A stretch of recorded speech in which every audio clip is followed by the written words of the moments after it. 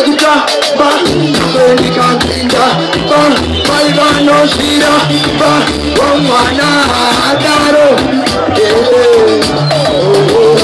Bye Imeme mai Kongarero mai If you love your mother go for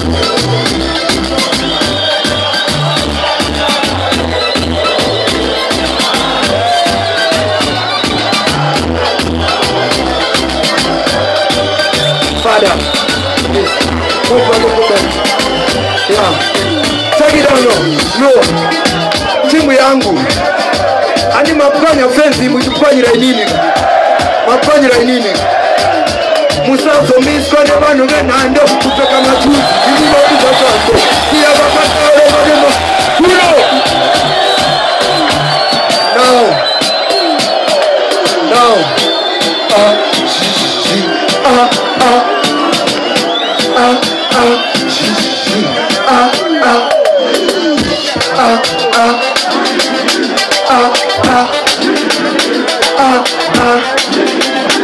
Now, inspire timu yangu.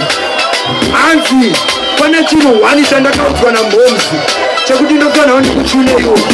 Anzi ukoona abantu ari monenda kuwa mari banabo. Mandona ndipoa mari. Friends ikapukanywa. Bantu ibabo anzi na mai. Kara uchitenda, timu manoti bakakunzwaga na kukuona moyo inofara. Uchitenda, wana bakora kurupauri.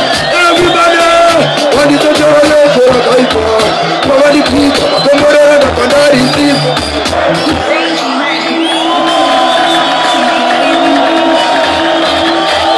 Everybody.